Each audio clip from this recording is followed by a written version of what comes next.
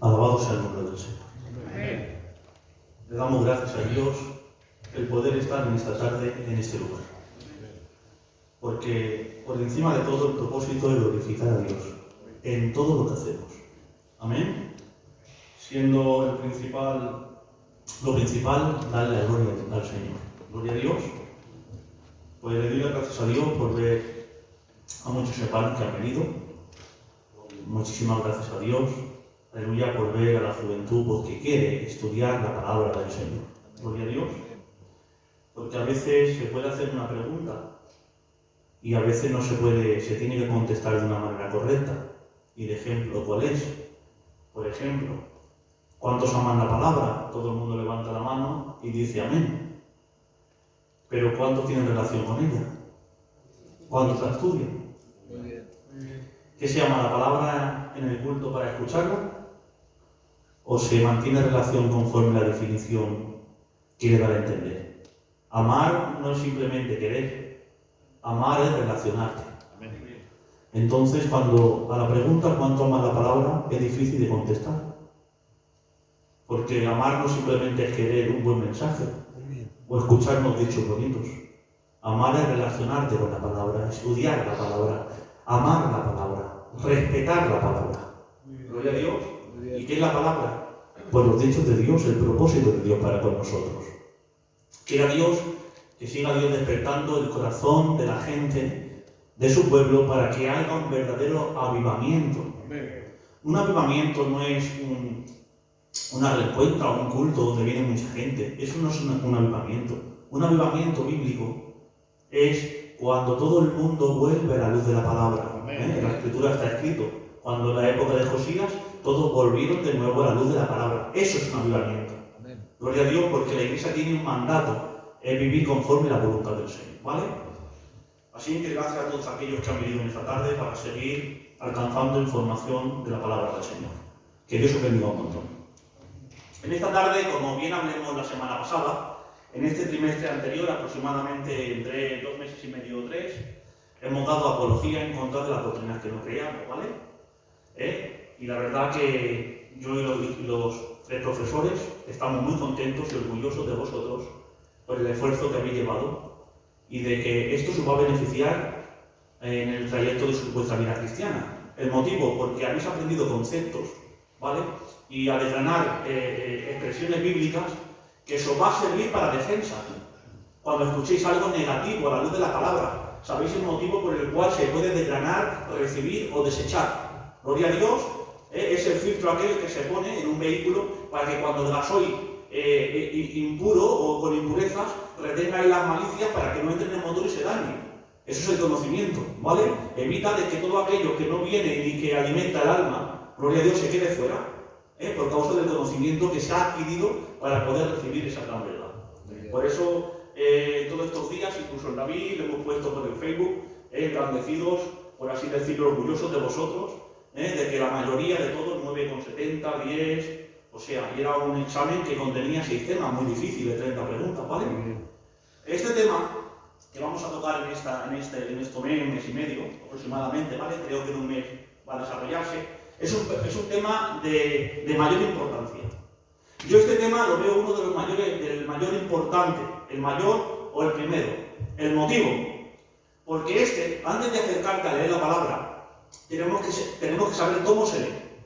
¿Para qué? Para no sacar contenido de lo que nosotros pensamos.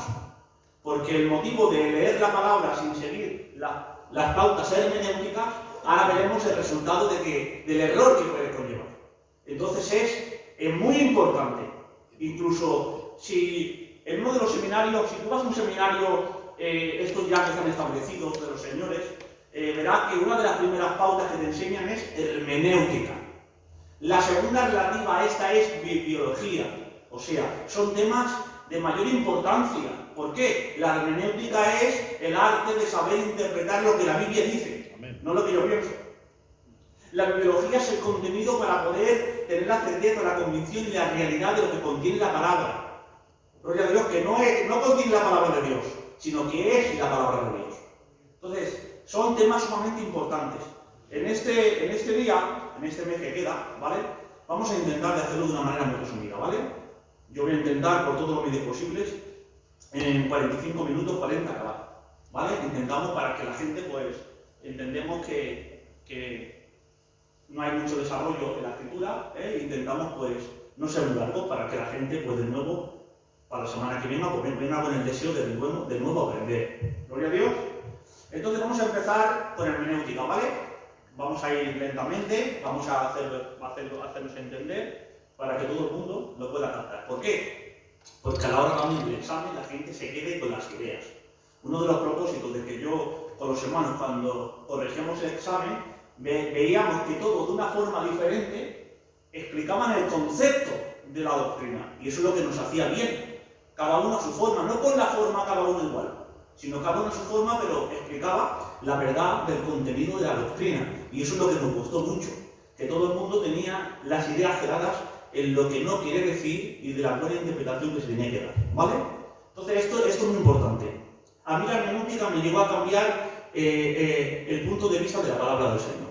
Yo cuando estudié hermenéutica pude ver un mundo diferente y me pude corregir muchísimos errores que sin querer, por falta de conocimiento, aleluya, pues hacía, sin querer. Entonces vamos a ver primeramente que la palabra hermenéutica, todo esto viene por una etimología. Sabéis ustedes que en la antigua Grecia todas las palabras tenían una etimología, tenían una conducta, tenían un proceso, un modo de vida. En nuestro diccionario la palabra tiene un significado y se acabó. Una palabra sin sentido, sin etimología, ¿vale? Tiene una definición y se ha acabado. En la antigüedad no. Detrás de cada palabra había un propósito, una función, un desarrollo. Entonces la palabra hermenéutica, cuando hablamos de la palabra hermenéutica aquí, tiene una función. ¿Cuál es? Pues esta palabra fue llevada de los que se le conocen como una antigua etimología, un dios llamado Hermes. Este dios llamado Hermes era el mensajero entre los dioses y los hombres. ¿Y qué es lo que hacía? Pues traía el mensaje, traducía, de ahí la palabra, traducir o interpretar, o traer el mensaje. De esa etimología, la palabra Hermes, de hermenéutica, era la etimología antigua de aquel dios llamado Hermes, que era el mensajero entre los dioses y la humanidad. Entonces había un mediador que era el que traía el mensaje, ¿vale? El mensaje de los dioses se podía comunicar con certeza, el comunicado de ellos, por medio de este hombre, de este dios llamado Hermes. Y de esa etimología ha sido traducido a lo que hoy se le conoce como hermenéutica, que es el arte de la interpretación bíblica. El arte de la interpretación bíblica tiene que seguir un método y un proceso. No se puede leer a la aventura y decir esto significa. ¿Por qué? Porque hay que seguir unos pasos que ahora entraremos para poder enseñarlo. Yo escribí un texto bíblico que me gustó mucho. Ahora lo vamos a leer, ¿vale? Entonces, cuando hacemos una buena hermenéutica, que ahora seguiremos en qué consiste la hermenéutica, porque la hermenéutica es un poco extensa, y hay que guardar todas las figuras retóricas, los similes, las prosopopeyas, las alegorías, en fin, todas las cosas que vamos a ir desgranando durante estas clases. Entonces, cuando yo ahora vaya explicando, vosotros vais a ver algo de que verdaderamente se puede transmitir el mensaje que Dios quiere. Y cuando hacemos eso, ¿qué es lo que hacemos? Hacemos una exegesis con X. Muy bien. La palabra exegesis, ¿qué significa? Extraer hacia afuera lo que el contenido dice. ¿Vale? Cuando se hace un buen uso de la interpretación bíblica dentro del contexto, porque eso es algo que tenemos que tener muy claro, ¿vale? No podemos hacer una montaña de un texto. Un texto va unido a su contexto, ¿vale? No se puede separar ni del anterior, ni del posterior, ni del contexto inmediato, para poder definir lo que el escritor en este caso quiso dar a entender. En este caso, la inspiración del Espíritu Santo sobre aquellos hombres para decir o aplicar o enseñar el mensaje de Dios, ¿vale? Cuando hacemos una verdadera hermenéutica correcta, que ahora entraremos en ello, podemos hacer una exegesis. ¿Se dan cuenta? La palabra ex es sacar hacia afuera. Pero hay otra equivocación que se llama exegesis. La palabra exegesis quiere decir añadir dentro. Si no utilizamos una buena hermenéutica, en vez de extraer lo que la Biblia dice, vamos a añadir lo que pensamos a la Biblia. Entonces, ¿qué tenemos que hacer? Una exegesis, que es extraer lo que las Escrituras enseñan, y no añadir nuestras ideas, nuestro pensamiento, nuestra cultura a lo que el contexto dice. Entonces, eso es un error, personalmente, que yo he llevado a cabo. Yo le he hecho. Gloria a Dios, pero lo importante del conocimiento es ir mejorándonos para no volver a hacerlo. Gloria a Dios. Por eso, la importancia de la hermenéutica te da la capacidad de intentar por todos los medios y interpretar lo que Dios enseña. Haciendo una buena exegesis. Extraer el contenido del contexto, que es lo que Dios nos quiere hablar. Gloria a Dios. Cuando Dios te quiere hablar, ahí tiene un fin, un propósito. Y ese propósito, cuando tú sigas el proceso que ahora vamos a entrar, podrás extraer esa palabra de Dios que no ha caducado, que lo que quiso decir te lo dice, y lo que te dice te lo volverá a decir. Gloria a Dios, porque la palabra de Dios no vuelve hacia Él. La palabra de Dios es atemporal. Gloria a Dios, sirvió para hablar en la antigüedad, sirve para hablar ahora y seguirá hablando. Gloria a Dios, pero para eso es necesario seguir un paso hermenéutico, que es muy importante. Esta asignatura yo la veo muy, muy importante, ¿vale? Entonces hay que hacer la diferencia de lo que la palabra exegesis y exegesis. Nosotros tenemos que hacer una ex con X, que es extraer. Extraer siempre de las Escrituras, no añadir, ¿vale? El concepto añadir no es correcto, Coger un texto bíblico y querer, a veces que se ha podido hacer, añadir mis ideas, mis pensamientos, mis conceptos al texto bíblico para tomar la Biblia de trampolín para que diga lo que yo pienso. Y la Biblia no se toma de trampolín para poder decir lo que yo pienso. La Biblia se toma como base para decir lo que ella enseña. Y para eso es necesario hacer una buena exegesis, ¿vale? Entonces esas dos palabras es muy importante que queden en nuestra mente y en el significado. No una exegesis con S, sino una exegesis con X, que es extraer. ¿Vale? Nosotros no queremos añadir al mensaje de Dios nada. Nosotros queremos extraer del mensaje de Dios lo que dice. ¿Gloria a Dios? ¿Se va entendiendo, verdad? Entonces vamos a ver un texto que me gustó mucho, ¿vale? En el lenguaje actual, en 2 de Pedro, capítulo 2, verso 19, dice: por eso estoy completamente seguro que el mensaje de Dios que anunciaron los profetas es la verdad. Por favor, presten atención a ese mensaje, pues les dirá cómo vivir hasta el día en que Cristo vuelve a cambiar sus vidas. Y ahora dice el versículo 20. Pero antes de nada, deben saber que ninguna enseñanza de la Biblia se puede explicar como uno quisiera. La palabra del Señor no se puede explicar como uno quiere. Hay un orden hermenéutico, hay unas pautas, hay un seguimiento. Gloria a Dios. La mala interpretación conlleva a ponerte en una estrada o aplicarte un mensaje del cual Dios no está diciendo. Yo vi en cierta ocasión, aleluya, un mensajero, un hombre, creo que se llamaba Caluna, un fenómeno, el Señor le ayude, y transversaba la Escritura para un fin egocentrista. Un texto literal, que ahora entraremos, ¿vale? Un texto literal en su tiempo de la antigüedad, en el Antiguo Testamento, en Malaquías capítulo 4, verso 5, lo llevaba a una manera espiritualizada y alegórica para decir que era la folio. ¿Por qué? Porque el propósito era de que la gente echara la ofrenda para así él se iba para su casa con más dinero. O sea, interpretó un texto literal, alegorizándolo para enriquecerse. ¿Se dan cuenta? Entonces, ¿qué es lo que estaba haciendo él? ¿Una exegesis o una asigesis? Con ese, que estaba añadiendo pensamiento y estaba utilizando la palabra para que sus sentimientos sean comunicados al pueblo, sus deseos, su método egocentrista, ¿vale? De enriquecerse económicamente. Y no estaba extrayendo lo que la Biblia dice. ¿Por qué? Porque la palabra del Señor tiene un fin, tiene un uso, tiene un propósito. Y el contexto lo aclara que ahora veremos. ¿Vale? Entonces hemos dicho que el versículo 20 quiere decir: ninguna enseñanza de la Escritura se puede enseñar como uno quisiera, sino que hay un paso hermenéutico para poder desgranar lo que la Biblia dice. ¿Vale? Entonces vamos a hacer un buen uso de lo que se le conoce como la gramática textual, histórica y gramática. ¿Vale? Vamos a aparcar eso, vamos a dejarlo para luego y ahora vamos a entrar en otros textos bíblicos. Mira, los escritores del Antiguo Testamento, en el Nuevo Testamento, lo hicieron.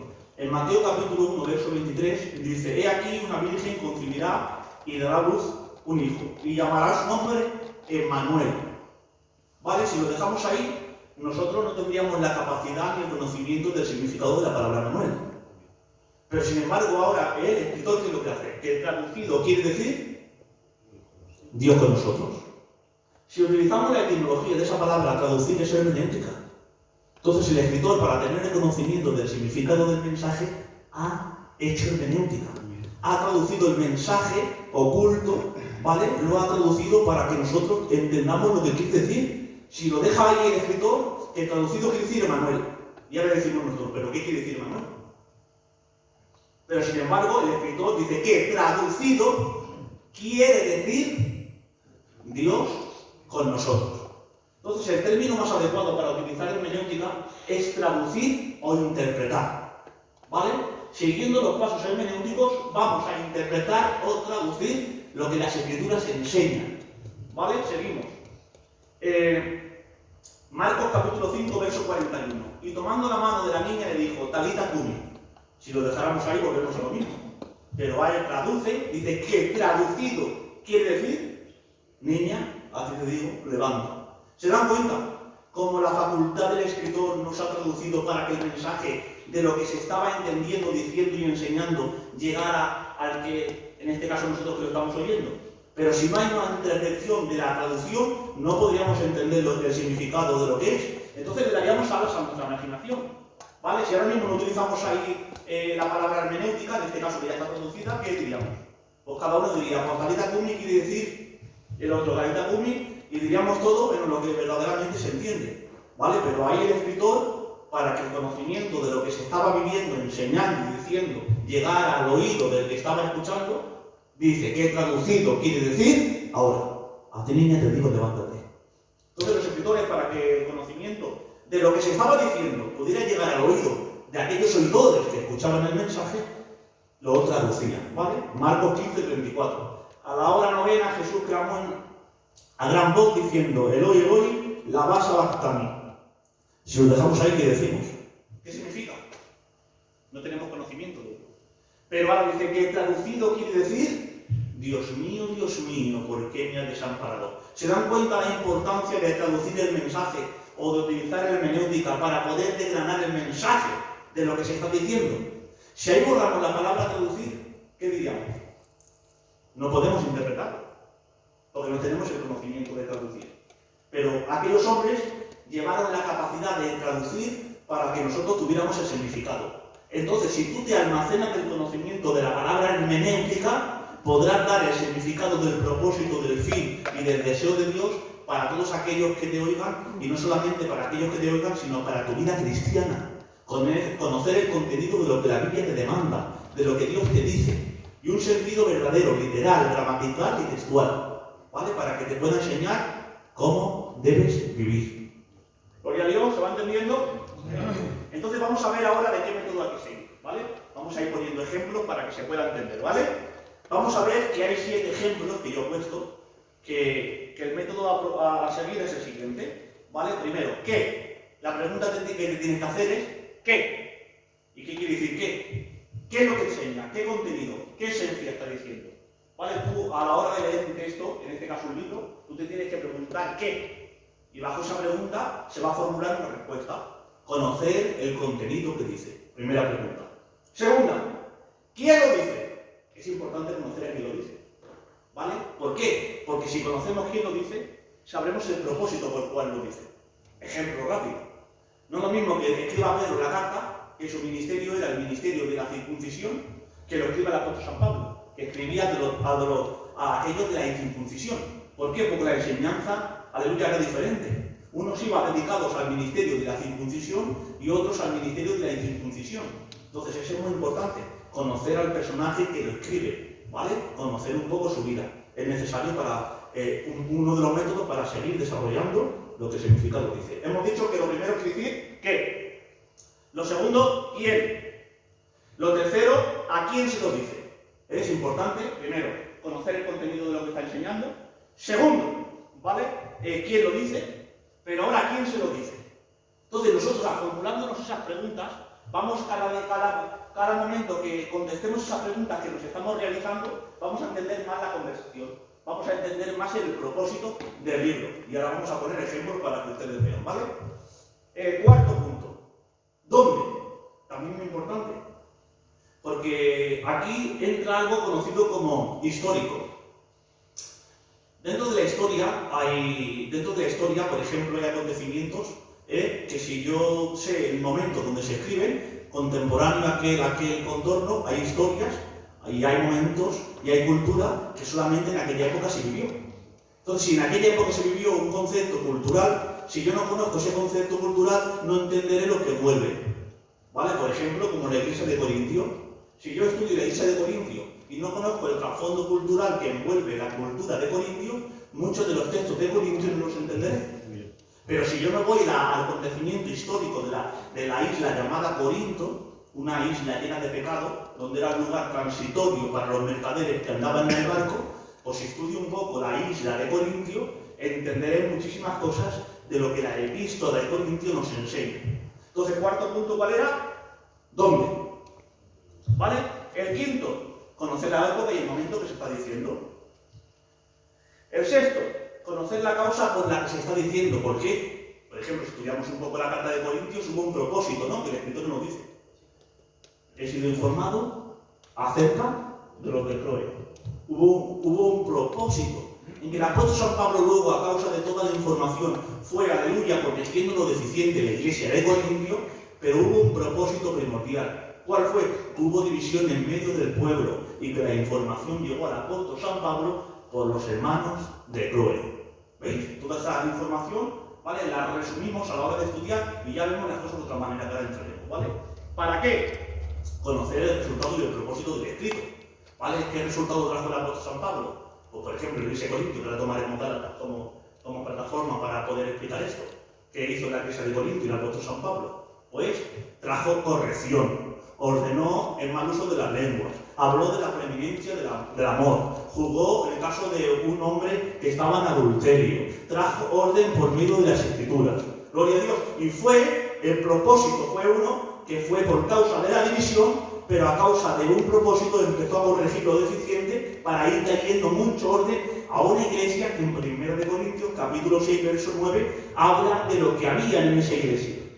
Dice, no erréis, ni los fornicarios, ni los idólatras, ni los efeminados, ni los borrachos, entrarán en el reino de los cielos, los cuales erais muchos de vosotros. Entonces ahí el contexto del texto nos dice que la iglesia de Corintio, en la isla pecadora de Corinto, se componía de gente pecadora, afeminados, homosexuales, de tales que se convirtieron, de los cuales erais muchos, no dice algunos, muchos de vosotros, lo que ahora habéis sido lavados y regenerados, etcétera, etcétera, etcétera, convertidos al Señor, ¿vale? Pero eso se componía la iglesia de Corintio. Y haciendo todas esas preguntas que hemos dicho que eran 7, ¿qué podemos ver? Pues el contenido de las escrituras. Entonces es muy importante a la hora de escribir un libro, a la hora de leer un libro, es muy importante conocer este proceso y método. Y ahora vamos a verlo, ¿vale? Para que ustedes vean. Por ejemplo, vamos a tomar la carta de Gálatas, ¿vale? La carta de Gálatas, aunque hablemos de la carta de Gálatas, estamos hablando de provincia de Galacia, ¿vale? Eso es muy importante. Porque sin darnos cuenta, a veces pensamos que es una iglesia, y no es una iglesia. Es una comunidad de iglesias, de las cuales se componían en 5, en la provincia de Galacia, ¿vale? Eso es lo que se componía. Entonces, vamos a ver, la primera pregunta era ¿qué? ¿Qué quiere decir? El contenido principal por el cual se escribe, ¿no? ¿Sí o no? Pues mira lo que dice la epístola, vamos a ir. Dice, el contenido principal es que no hay otro evangelio que el de Jesucristo, que es la salvación del único evangelio que es por el oír con fe. Ese es el propósito primordial de la carta de Gálatas, ¿vale? Entonces, siguiendo estos pausos ya verás qué buen uso le vamos a dar a la carta de Gálatas y vamos a entender muchos versículos. Gálatas capítulo 1. Oh Gálatas insensatos, ¿quién os fascinó para no obedecer la verdad? Vosotros, cuyos ojos Jesucristo ya fue presentado claramente entre vosotros como crucificado. Ahora, una pregunta. Dice, ¿cómo? Esto solo quiero saber de vosotros. ¿Recibisteis el Espíritu por las obras de la ley o por el oír con fe? ¿No ves? Estamos viendo del contenido principal que había. El problema radical, esencial que había en la iglesia de Gálatas. Dice, tan necios sois, habiendo comenzado por el Espíritu, ahora vais a acabar por la carne. Entonces ese es el primer proceso, ¿vale? Ya hemos seguido primero, ¿vale?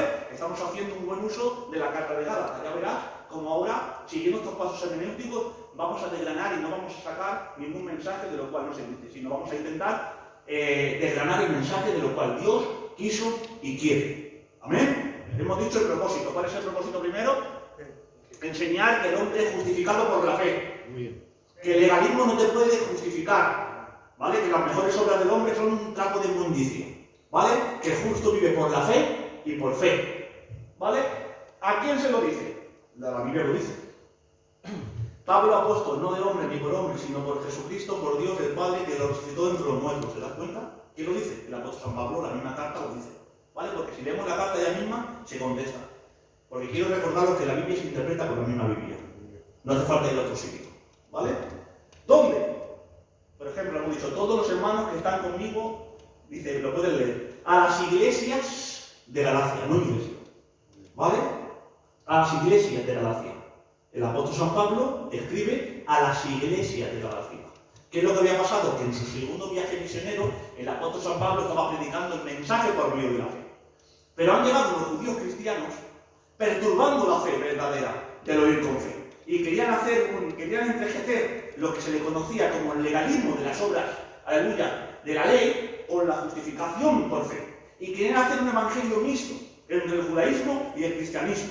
Y ahora han venido perturbando la fe, aleluya, verdadera, que por el cual Dios ya la había enseñado en la palabra del Señor. Ahora el apóstol San Pablo se ha enterado y ahora escribe el propósito. Primer propósito, el contenido, que el evangelio no se puede recibir por las obras de justicia, sino por fe. Segundo, lo escribe el apóstol San Pablo. ¿A quién se lo escribe? Las iglesias de Galacia. Porque cuando los judíos cristianos no fueron una iglesia, Iconio, Derbe, Listra, Antioquía de Siria, Antioquía de Pisidia, o sea, se componían 5 iglesias, donde los judíos cristianos empezaron a perturbar la fe. Porque uno de los problemas más grandes que hubo en la iglesia primitiva fue el gnosticismo y el judaísmo. Luego en las siguientes épocas ya se levantaron muchísimas épocas, ¿vale? Que el gnosticismo se abarcaban de muchas ramas, los celentianos, los docetas, etcétera, etcétera, ¿vale? Entonces, vamos a ver. ¿Dónde? Pablo escribe la carta desde Corintios, ¿vale? Desde Corintios. Entonces, otra información en aquí. ¿Cuándo? En el año 56 aproximadamente. ¿Por qué? A causa de unos judíos cristianos que pervertían la fe diciendo y enseñaban que había que seguir guardando la ley. ¿Para qué? Pablo escribió la carta de las iglesias para que no fueran engañadas del error del legalismo. ¿Y qué es el legalismo? Aquello que te hace pensar que tus obras te justifican. Y yo no hago las obras para ser, las hago porque soy. Gloria a Dios. Yo no hago las obras para ser, sino las hago porque soy. Bien. Gloria a Dios. Entonces dice, estoy tan maravillado de que tan pronto os habéis alejado del que os llamó por la gracia de Cristo para seguir un evangelio diferente. ¿Se dan cuenta? Os llamo un evangelio diferente. Gloria a Dios. No es que haya otro evangelio, sino que algunos os perturban y quieren pervertir el evangelio de Cristo. Resultado. ¿Se dan cuenta ustedes que siguiendo estos pasos hermenéuticos, ¿vale? De las 7 preguntas que hemos hecho, ¿se habéis dado cuenta de qué manera hemos podido desgranar el libro de los Gálatas? El libro de los Gálatas ahora, si usted lo lee en casa haciendo esto, aleluya, va a disfrutar, porque va a ver el propósito. Por ejemplo, vamos a ver uno. Cuando en el capítulo 2, este hombre llamado Pedro, por seguir el rito judaico, se ha retractado cuando ha visto al apóstol San Pablo, ha querido tener un poquito de miedo, en este caso de recelo, de estar con los gentiles. Sin embargo, el apóstol San Pablo ha ido y ha reprendido. Eres digno de condenar. ¿Acaso diciéndole, a ver, vamos a ver, tú no has visto en la casa de Cornelio cómo ha sido derramado el Espíritu Santo sobre los gentiles? ¿Qué tú no haces excepción de persona? Eres digno de condenar. ¿Qué es lo que estás haciendo? En tu hipocresía, hasta los hermanos han sido involucrados. Incluso Bernabé ha sido arrastrado por la hipocresía. ¿Se dan cuenta? Ese es el motivo. Era tan fuerte estaba siendo el legalismo que incluso el apóstol Pedro ha sido arrastrado. ¿Se dan cuenta ahora cómo se entiende? ¿Por qué? Por aquellos judíos cristianos que estaban intentando guardar un evangelio entre las obras de la ley y el oír con fe. Algo que era totalmente imposible, haciendo, aleluya, inválido el evangelio de Cristo. Porque Cristo cumplió con las exigencias de la ley y cumpliendo las exigencias de la ley nos salvó, no por obras de justicia para que nadie se glorie, sino como dice Efesios 2:8, por gracia sois salvos por medio de la fe, y esto no es de vosotros, esto es don de Dios. Y ahora dice, y no por obras, para que nadie se glorie, sino por la gracia de nuestro Señor Jesucristo. Gloria a Dios. Aleluya, ¿se va entendiendo? Entonces ese es el propósito, ¿vale? 7 pasos a seguir para poder desgranar el contexto y así vamos a hacerlo en todo. Por ejemplo, vamos a hacerlo en el libro de Romanos. Vamos a hacerlo en el libro, por ejemplo, de Mateo, en el libro de Efesios. ¿Vale? En el libro que ustedes queráis. Cuando vosotros os sentéis en casa, haceros estas preguntas antes de leer. ¿Vale? ¿Qué es lo que pasa? ¿Quién la escribe? ¿Cuándo la escribe? ¿Para qué la escribe? Haceros estas preguntas. Y os lo prometo que ahora vais a ir conformando y entendiendo y sacando el mensaje de lo que Dios dice, haciendo una buena exegesis, porque todo tiene un propósito, ¿vale? En la iglesia de Tesalonicenses hay un propósito, en la iglesia de Romanos hay otro propósito. Todo tiene un fin, todo tiene un propósito. En la iglesia de Corintios hay otro. Todo tiene un propósito. Pero si yo no sé el propósito por el cual se escribe, entonces quedaré aislado del significado correcto, verídico y verdadero. Pero cuando yo paso y hago una función correcta hermenéutica, podré desgranar lo que dicen las Escrituras. ¿El problema dónde se encuentra? El problema se encuentra cuando yo saco el texto del contexto. ¿Por qué? Porque quiero aplicarme un texto aislado y no se puede separar. Porque ese texto va ligado con su texto anterior y con su texto posterior. Y no solamente con su texto posterior y anterior, sino en su contexto. ¿Para qué? Para no hacer un pretexto. Porque no van aisladas las enseñanzas. Las enseñanzas van ligadas con un propósito. Y una conversación que el escritor quiso dar a entender, quiso explicar, quiso hablar, quiso transmitir. Entonces todo eso es muy importante de seguir. Y voy a poner un ejemplo que siempre lo pongo, ¿vale? Durante mucho tiempo, ¿vale? Se ha tomado un versículo bíblico, el coserero lo sabrá, ¿vale? Por los años que lleva, porque él empezó en blanco y negro. Aleluya. Entonces, hay un texto que se ha tomado siempre, él lo sabe, que es el texto de Romanos capítulo 11, verso 29. Irrevocables el llamamiento y los dones. Ese texto siempre se tomaba y se peleaba con él, diciendo que era irrevocable el llamamiento y que eran los dones. ¿Qué es lo que pasaba? Que todos aquellos que interpretaban ese texto se basaban simplemente en un texto fuera de su contexto. Pero si ahora mismo tú lees la Biblia y te vas a Romanos 11, 28, te explica el propósito. Anteriormente, no te ha tenido ir muy lejos, dice, en cuanto a la elección, son amados en cuanto a los padres. En el Evangelio son enemigos a causa de vosotros, pero en cuanto a la elección, son amados en cuanto a los padres. Entonces no está hablando de una elección a nivel particular, habla de una elección a nivel nacional. Y no habla de unos dones del Espíritu en cuanto a la Iglesia, habla de unos regalos que tiene Dios para su pueblo en el reino milenial. Entonces, en el capítulo 11 hay un contexto que lo aclara, y no hemos tenido debates. No hemos sentado en la mesa antiguamente, aleluya, hemos tenido debates, hemos discutido, y el problema cuál ha sido sacar el texto del contexto. Entonces eso es un peligro. ¿Por qué? Porque sacando el texto del contexto, llevaremos a hacer un pretexto y aplicarnos una enseñanza aparentemente o a sufrir por algo que Dios no ha dicho, sino que tú piensas. Entonces es muy importante la hermenéutica, ¿vale? Este proceso ha quedado bien claro, ¿verdad? Entonces cuando hacemos un buen uso del propósito a seguir, podemos hacer una buena exegesis del contexto y no una exegesis. La diferencia que una añade y otra extrae.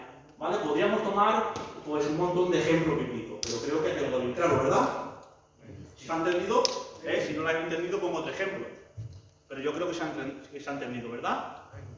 ¿Vale? El propósito que tiene, quien la escribe, cuando la escribe, ¿vale? Y todo tiene un fin, un propósito. Y bajo ese fin y ese propósito, ahora tiene esta interpretación. Por ejemplo, hago una interpretación. La explico, la interpreto y la aplico. ¿Vale? Ese es el uso del mensaje positivo. Cuando yo quiero predicar y traeros un mensaje, ¿vale? De una manera bíblica, correcta, es un mensaje positivo. La palabra positivo quiere decir transmitir el mensaje de lo que Dios dice. Amén. Entonces, ¿qué mensaje tiene que Dios dice? El fin. ¿El fin cuál es? Interpreto, explico y automáticamente aplico. ¿Por qué? Porque cuando yo interpreto y explico y interpreto, automáticamente la aplicación cae sola. Porque tiene un fin, tiene un propósito. ¿Vale? Por ejemplo, yo pude ver un texto en Juan capítulo 4, que aparentemente no lo entendía. ¿Vale? Cuando habla el Señor que es necesario nacer de nuevo del agua y habla con Nicodemo, y de repente aparece un texto ahí que dice, como la serpiente se levantó en el desierto, así es necesario que el Hijo del Hombre se levantado. ¿Vale? Ya era siempre hemos leído porque de tal manera amó Dios al mundo, ¿vale? Eso es lo que viene anteriormente. Entonces ese texto es lo que creí. Ese texto le está diciendo a un hombre que venía, que era legalista de las obras de la ley, ¿vale? Que el tipo del antitipo ya se estaba profetizando de antemano. Que aquellos pecadores que estaban en el desierto, por mirar aquello que era prototipo de Cristo o tipo del arquetipo, se iban a salvar por medio de la fe. Y le estaba dando una lección al hombre que era legalista, que venía a justificarse por las obras de la carne. Entonces el texto no se puede añadir fuera de su contexto, sino que tiene un propósito. Y ahora todos se entienden. ¿Por qué? Porque habla de la fe. Porque de tal manera amó Dios al mundo que no su Hijo unigénito para que todo que en él cree. Porque Dios no vino a condenar al mundo, sino a salvar al mundo todo aquel que en él cree. Leer el texto. Y ahora el texto anterior, el posterior y el que le sigue, ya habla simplemente de la fe. Pero no habla de una fe a modo de creer. Habla de una fe a modo de creer y a modo de vivir. Porque la diferencia de la palabra de pistis o pistesium, que viene de la diferencia de la palabra, es que una viene de un verbo gerundio que habla constantemente viviendo en esa creencia. Gloria a Dios, porque no solamente por creer te vas a salvar en cuanto a creer, no de una manera bíblica, porque los demonios también creen y tiemblan. Gloria a Dios, sino de una fe legítima, de una fe viva. Gloria a Dios, depositada. ¿Vale? Entonces creo que esta parte se ha entendido y pasamos directamente, ¿vale?, a lo que se le conoce como un hebraísmo, ¿vale? ¿Se ha entendido lo que es la palabra hermenéutica? ¿Qué me diría de la palabra hermenéutica? Reducírmela en una palabra. En una palabra. Traducir o interpretar. ¿Vale? ¿No? La palabra hermenéutica, siguiendo los pasos correspondientes, sería traducir. ¿Vale? Tenemos que seguir los pasos. ¿Quién, cómo, cuándo? ¿Vale? Hay 7 que ya los pasaré para que ustedes tengan el conocimiento de poder hacerlo en cada libro. Y seguir la formación de no sacar el texto del contexto. ¿Vale? Entonces vamos a seguir ahora con lo que se conoce como un hebraísmo, que es muy importante seguir el primer paso. Dentro de los hebraísmos hay 2 clases de hebraísmos, ¿vale? Si no lo veis, ¿vale? Pues vamos a ver. Esto se le conoce como un hebraísmo en expresión y un hebraísmo en conducta, ¿vale? Para que me entendáis. Una costumbre, una expresión en la costumbre, que aunque sea una palabra tiene un significado diferente, o una conducta de la cual tenían a modo cultural. Entonces, dentro de las escrituras entendemos que la mayoría de aquellos que eran hebreos. Vamos a explicarlo. En Génesis capítulo 6, verso 12, dice, ¿vale? Vamos a resaltar la palabra carne corrompida. Génesis al capítulo 6, verso 12 dice, y miró Jehová la tierra y aquí que estaba corrompida porque toda la carne había corrompido su camino sobre la tierra. Entonces, si tú tomas esa palabra literal, estás hablando de algo, de una carne corrompida. Entonces, si ahora mismo no conoces el hebraísmo, tienes que tomar esa palabra literal. Estás hablando de alguna carne estupefacta que se ha corrompido, que ha entrado en un estado de descomposición. ¿Sí? Pero sin embargo, ahí hay un hebraísmo. Un hebraísmo es, por ejemplo, que también lo utilizamos nosotros. Nosotros cuando nos queremos dirigir a un hombre sucio, pecador y malo, por ejemplo, muchos caros lo hacen, ¿qué es lo que dice? Es un hombre corrompido. ¿Verdad? Hay, por así decirlo, un hebraísmo. ¿Por qué? Porque no estamos dando el uso significativo literal de lo que la expresión dice. Queremos dar a entender otra cosa de lo que la expresión dice. ¿Vale? Pero un hombre, cuando hemos visto un hombre sucio, degenerado, hemos dicho, no hagas caso, muchacho, que es un corrompido. Entonces, ¿qué es lo que quiere decir? Un hombre apasionado por cumplir su deseo pecaminoso, un hombre desordenado, un hombre pecador. Pero ¿qué pasa? Que si yo no conozco el hebraísmo del que lo está explicando, jamás entenderé el fin y el propósito. ¿Por qué? Porque tomaré la palabra esa literal. Y si la tomo literal, diré, y toda la carne estaba corrompida. Entonces yo lo primero que pensaré es que había gente muerta por ahí en estado de descomposición. ¿Vale? Pero sin embargo, como hay un hebraísmo, lo que me está enseñando Génesis capítulo 6, verso 12, ¿vale? Que los hombres entraron en un estado de descomposición en cuanto al pecado, de la indignación del mal, de tal manera que dijo, no contenderá mi espíritu con el hombre. ¿Me entendéis? Entonces es muy importante esa expresión en cuanto a la etimología de lo que es un hebraísmo. ¿Vale? Este es el primer principio que podemos entender. Hemos hablado de lo que se le conoce como la carne corrompida. Entonces ese es muy importante, y esto lo tomo como principio para hablar, y así te puedo hablar de mucho, ¿vale? Pero por ejemplo te puedo hablar de eso.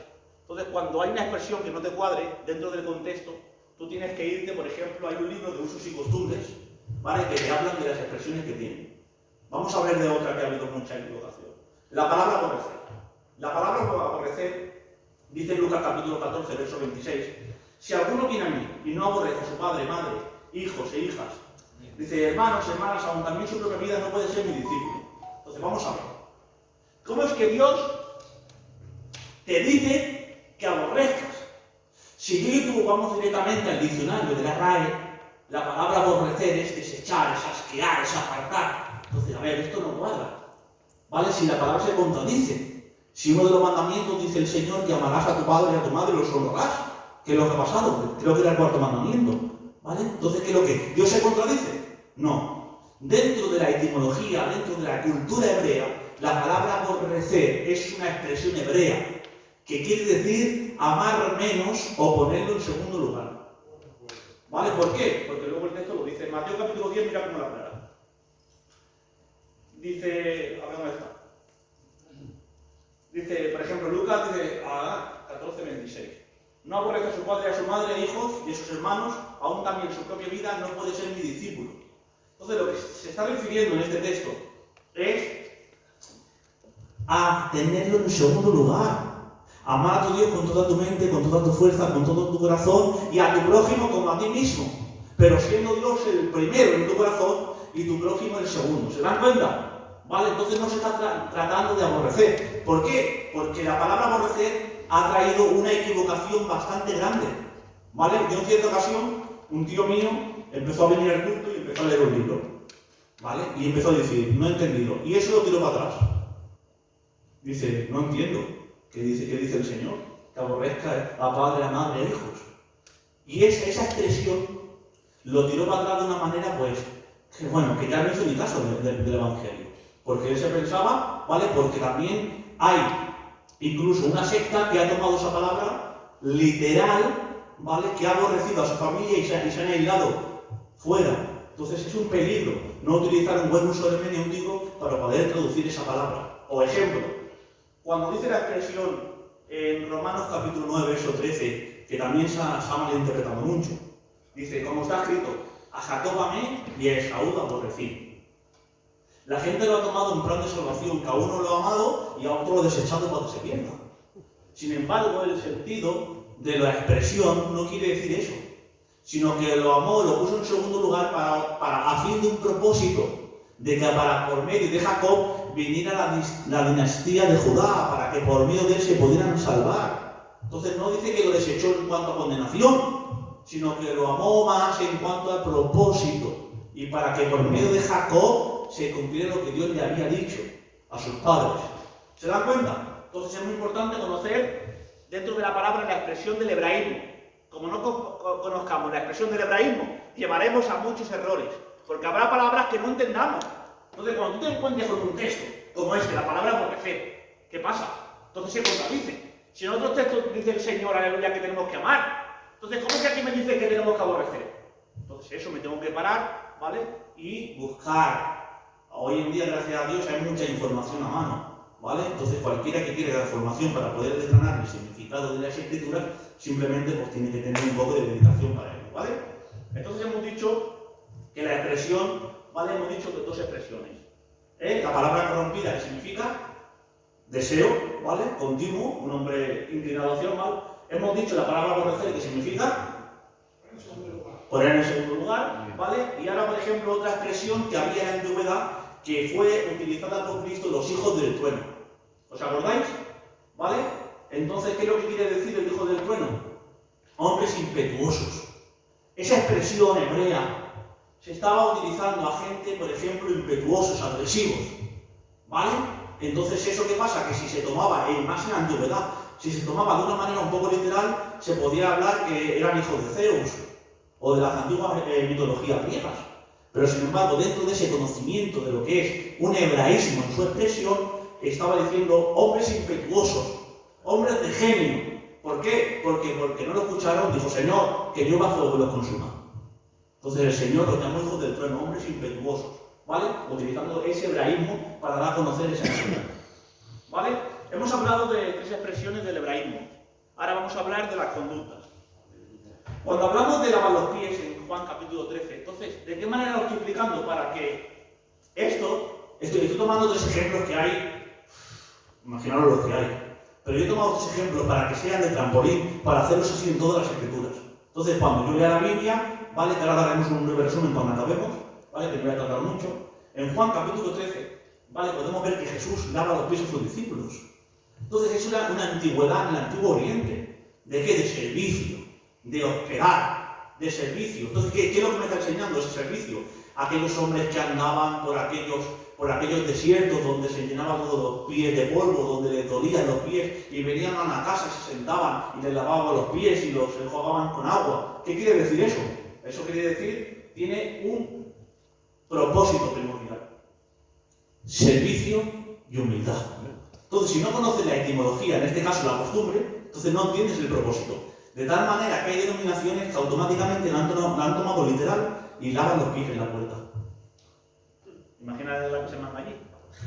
Se ponen y lavan los pies. O sea, ¿te dan cuenta el mal uso de no tomar la hermenéutica correcta, la que puede llegar a guiar? Entrar en la iglesia y todo el mundo descartarse y lavarle los pies unos a otros.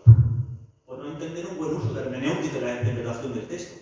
¿Vale? Sin embargo, ahí lo que está enseñando, porque una cosa es lo que diga actualmente para todos los tiempos y otra cosa que hay una etimología antigua de aquel tiempo. Por eso es muy importante conocer el trasfondo histórico, ¿vale? Porque no es lo mismo, ¿vale? Ahora no sería correcto. Antiguamente, ¿cómo iba a ver la gente vestida? Pues con un manto, ¿vale? Cada uno, el emblema, antiguamente no había carne de identidad, pero el emblema era su vestimenta. A un griego lo conocían por su vestimenta, a un egipcio por su vestimenta, a un hebreo por su vestimenta, ¿vale? Pero ¿qué pasa? Que ahora no te enseña que tenemos que vestir con un manto. ¿Por qué? Porque estamos en otra época, en otro momento, ¿vale? Lo que sí que te habla las Escrituras de vestir de una manera decorosa y en orden, ¿vale? Para que puedan ver en nosotros a Cristo. Pero quiero que lo entendáis. Entonces es muy importante conocer el trasfondo histórico. ¿Para qué? Para no traer equivocaciones de interpretación. ¿Vale? ¿Se va entendiendo? Por ejemplo, vamos a hablar de otro. Hay otra costumbre, por ejemplo, en Juan 26, dice que cuando llegó Simón Pedro tras él, corriendo, entraron en el sepulcro y vio los lienzos puestos allí. Y el sudario que había estado sobre la cabeza de Jesús, puesto con los lienzos enrollado en lugar aparte, o sea, doblado. ¿Vale? Para poder entender este significado, por ejemplo, voy a poner un ejemplo, ¿vale? Que yo le he puesto alguna vez. En Juan capítulo 20, verso 7. ¿Qué es lo que enseña esto? Que ahora yo me pongo en la entrada, ¿vale? Y con buena intención empiezo a predicar. Pero yo no he conocido el trasfondo histórico de lo que quiere decir, ¿vale? Y ahora, por ejemplo, puedo decir una gran verdad, pero no basada en eso. Y no lo que Dios me está enseñando, ¿vale? Pues entró Pedro y Juan, hermanos. Y allí Dios, cuando se encontró en la fatiga que se estaban encontrando, entraron al sepulcro. Y vieron, aleluya, el lienzo que estaba sobre la cabeza de Jesús doblado aparte. ¿Y qué les estaba diciendo? No sé por dónde esté pasando, pero yo les he dejado un lienzo para que sequen vuestras lágrimas. Es buena aplicación, se puede aplicar, quiero que me entendáis. Pero Dios nos está enseñando eso. ¿Por qué? Porque tengo que irme al trasfondo cultural. ¿Cuándo? Cuando los hebreos se sentaban a la mesa y comían, y sus siervos estaban enfrente, esperando para servir a sus amos. Y depende cómo ponían la servilleta, ¿vale? Pues usamos haciendo una cosa u otra. Si la ponían así doblada, ¿vale? Quiere decir que ya habían acabado. Entonces ellos se podían ir automáticamente a quitar la mesa. Si la ponían al lado doblada, quiere decir de que no se movieran, que iban a volver. Entonces automáticamente cuando entraron al sepulcro, ¿qué vieron? Al lado, doblada. ¿Qué les estaba diciendo el Señor? Volveré. Gloria a Dios.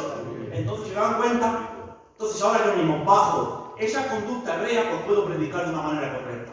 Y ahora yo baso mi predicación en una enseñanza bíblica de la que Dios está diciendo. Porque yo ahora cojo, me pongo en la estrada, me empiezo a predicar sobre esa gran verdad y digo que adelante, que Cristo está a las puertas, que viene y que no tarda, estoy fundamentando una gran verdad bíblica en su aposento verídico y verdadero, de lo cual Dios quiso dar a entender. Volveré. ¿Se dan cuenta? Pero si no conozco el trasfondo del conocimiento de la cultura, me va a llevar a una mala interpretación. Sin maldad, pero sin conocimiento. Gloria a Dios. ¿Por qué? Porque no he podido examinar los pasos hermenéuticos para poder desgranar lo que la Biblia dice. Porque el propósito de hermenéutica es traducir e interpretar. Repito, lo que la Biblia dice, no lo que yo pienso. Muy bien. Porque el problema es, hermanos, cuando nosotros nos basamos en lo que nosotros pensamos. O utilizamos la Biblia para trampolín, para poder hablar lo que yo digo. ¿Vale? Y eso hay que tener muchísimo respeto. Yo como pastor y usted como oveja. No podemos decir lo que, aleluya, lo que la Biblia no dice. No podemos, aleluya, enseñar lo que la Biblia nos enseña. Tenemos que ser fieles a lo que la palabra enseña. Para eso hay unas herramientas, hay un propósito, hay un método, hay un proceso y hay que estudiarlo. ¿Para qué? Para decir lo que Dios dice. Amén. ¡Gloria a Dios! Entonces diremos en la iglesia lo que Dios quiere. Viviremos en nuestras casas como Dios quiere y hablaremos con los hermanos lo que Dios quiere. Pero no fundamentemos nuestros pensamientos, nuestra cultura o nuestras ideas en las Escrituras, sino más bien dejamos que las Escrituras formen nuestros pensamientos, aparte de nuestra cultura que no venga a bordo de la palabra, y formen nuestra mente. Gloria a Dios. Dale un fuerte aplauso, por favor.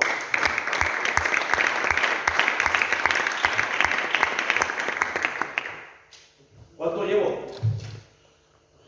45. 25, pues ya, mira, voy a cortarlo, ¿vale? Voy a cortarlo. ¿Me he dejado la alegoría? ¿Os la dejo para vosotros? ¿Sí? Que se alarga, que es muy larga la... Mira, voy a tocar lo último del hebraísmo, ¿vale? Sí, voy a dejar el hebraísmo y la veis ya la alegoría, pues que os la dejo para vosotros. ¿Vale? Me dais 5 euros y sois divertidos. O si no lo toco yo en otro momento rápido, porque si no ahora se dispara. ¿Vale? A ver, me he quedado en lo último. Hay otra costumbre, que ya acabo con esto, ¿vale? Hay otra costumbre, es costumbre hebrea, que hemos quedado aquí en el hebraísmo, ¿vale? Hemos dicho conducta hebrea en cuanto a su expresión, conducta hebrea en cuanto a su costumbre. Hay otra costumbre que es muy bonita, en las casas de Palestina, ¿vale? Dice, así alumbre vuestra luz delante de los hombres. La luz, ¿vale? La luz que había en las casas de Palestina simbolizaban la vida. ¿Vale? Cuando en una casa no había luz, ¿vale? No transmitía vida. Por eso cuando venían aquellos hombres andando desde lejos, en aquellas casas que no había luz, como que no había vida. ¿Vale? Por eso la luz se ponía de una manera visible, no se escondía debajo de la luz, sino que se ponían arriba para que la gente la pudiera ver. Era símbolo de vida. Entonces, así en Mateo capítulo 5, verso 16, así alumbre vuestra luz delante de los hombres. ¿Qué es lo que estaba diciendo el Señor con esa aleluya, con ese hebraísmo? ¿Vale? Que el Señor tiene que ver, alumbre nuestra vida. Nuestra vida cristiana, esa es la explicación de la conducta, aleluya, de la conducta hebrea. Que nuestra vida cristiana pueda verse de tal manera que la gente glorifique a Dios en nosotros porque ven a Dios de una manera, aleluya, verídica en nuestro caminar, en nuestro proceder, en nuestro hablar. Eso es lo que estaba enseñando el Señor.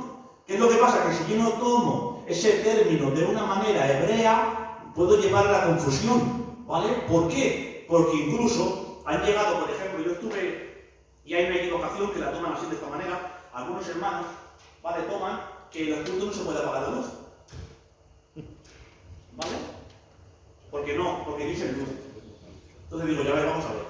Dios es luz, pero no es la luz. ellos toman que Dios es luz y como Dios es luz, no se puede apagar la luz. Bueno, y entrando en un debate con ellos digo, mira, como no lo quiere entender, mejor que no se puede. Porque una cosa es la luz que inventó Charles Darwin y otra cosa, la luz que habla el Señor. Entonces, cuando hablamos de un término que la palabra luz significa vida, Dios está diciendo que nosotros, ¿vale? Que nuestra luz, que nuestra vida, la vean. Y a ver nuestra vida en Cristo, la gente glorifique a Dios porque ve en nosotros a Cristo. Eso es lo que está diciendo el Señor. Y acaba diciendo el texto, ¿vale? Mateo capítulo 5, verso 16, ¿vale? Lo acaba diciendo. Que así vean, dice, para que vean vuestras obras buenas y glorifiquen a Dios vuestro Padre. Gloria a Dios, porque cuando ven a Dios, cuando ven nuestras obras buenas, la gente verdaderamente ven a Dios en nosotros. De tal manera que acabo con esto. En la iglesia de Tesalonicenses les tiene que decir el apóstol San Pablo, gracias le di a Dios. Dice que por ver vuestras obras no ha hecho falta predicar. Viendo vuestra conducta, la gente ha pasado de los ídolos al Dios verdadero. O sea, viendo la gente su conducta cristiana, hermanos, Dios a qué nos llama en ese contexto, en ese texto, ¿qué es lo que nos dice? Que vean una vida cristiana en nosotros. Que vean vida. Cuando habla de luz es vida. Que cuando la gente ve la vida de Cristo en nosotros, vienen a correr pidiendo, yo también quiero esa vida. Yo también quiero esa luz. Porque la gente quiere la vida de Dios. Pero si venimos al culto, aleluya, y no vivimos conforme a la vida que Dios nos ha dado, la gente no puede glorificar a Dios en nosotros. Pero cuando nosotros, aleluya, andamos en vida, andamos en luz, la gente glorifica a Dios en nosotros. Gloria a Dios, y aquí lo voy a dejar, ¿vale? Me he quedado aquí, lo siento, 45 minutos llevo ya. Pues ya está, ¿vale? Lo dejo aquí, compañeros, más vale tortito y ferviente, y como me dijo el Señor, una cucharada de miel endulza al paladar, 2 consecutivas en paladar. Gloria a Dios, fuerte el aplauso,